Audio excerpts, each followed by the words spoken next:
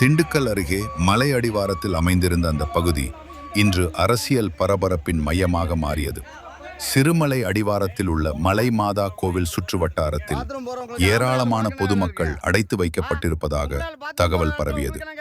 இந்த தகவல் தீப்பிடித்தார் போல் பரவியதும் அதிமுகவினர் உடனடியாக அந்த இடத்துக்கு திரண்டனர். அங்கு சென்று அவர்கள் கண்ட காட்சி அதிர்ச்சி அளிப்பதாக இருந்தது.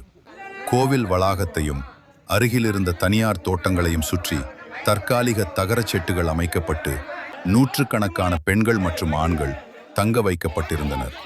அவர்களுக்கு உணவாக பிரியாணி பொட்டலங்கள் வழங்கப்பட்டு ஒவ்வொருவருக்கும் 500 ரூபாய் கொடுத்து மாலை வரை அங்கிருந்தே இருக்கும்படி வற்புறுத்தப்பட்டதாக குற்றச்சாட்டு எழுந்தது. இந்த சம்பவம் குறித்து அதிமுகவினர் தேர்தல் பறக்கும் படையினருக்கு தகவல் அளித்தனர். அதே நேரத்தில் அங்கிருந்த திமுகவினருடன் கடும் வாக்குவாதம் வெடித்தது. சூழ்நிலை சில நிமிடங்களில் பதற்றமாக மாறியது. மேலும் பரபரப்பை ஏற்படுத்தியது கோவில் வளாகத்தில் இருந்த பங்குத்தந்தையுடன் ஏற்பட்ட மோதல். நீங்கள்தான் தகவல் கொடுத்து எதிர்க்கட்சியினரை அழைத்தீர்களா என கேட்டு அவரை மிரட்டியதாக கூறப்படுகிறது. இந்நிலையில் தகவல் அறிந்து விரைந்து வந்த தேர்தல் பறக்கும் படையினர் இரு தரப்பினரையும் சமரசம் செய்தனர். அங்கு தங்க வைக்கப்பட்டிருந்த பொதுமக்களை மீட்டு அவர்கள் வந்த வாகனங்களிலேயே பாதுகாப்பாக அனுப்பி வைத்தனர். இதற்கிடையே நத்தம் தொகுதியில் போட்டியிடும் முன்னாள் அமைச்சர் விஸ்வநாதனின் பிரச்சார கூட்டத்தில் மக்கள் கூடாமல் தடுக்கவே வாக்காளர்களை இவ்வாறு தங்க வைத்திருக்கலாம் என்ற குற்றச்சாட்டு மேலும் பரபரப்பை ஏற்படுத்தியுள்ளது.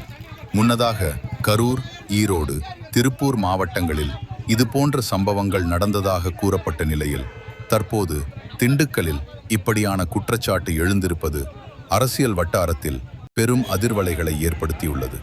இந்த சம்பவம் குறித்து கிழக்கு ஒன்றிய கழகச் செயலாளர் MA முருகன் அளித்த பேட்டி, இது ஜனநாயகத்திற்கு எதிரான செயல், வாக்காளர்களை இவ்வாறு கட்டுப்படுத்த முயல்வது கண்டிக்கத்தக்கது என்று கடுமையாக விமர்சித்தார்.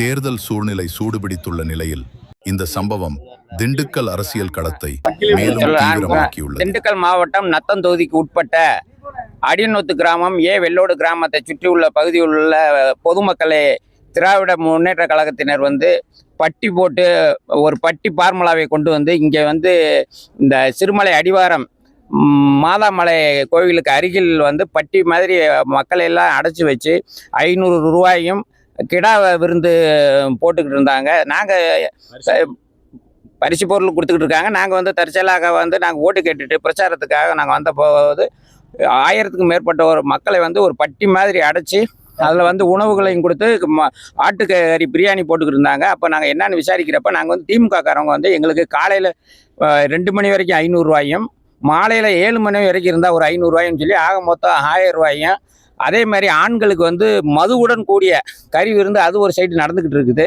இந்த மாதிரி முறைகேடாக இந்த ஆட்சி அவல ஆட்சி நடந்துக்கிட்டு இருக்குது.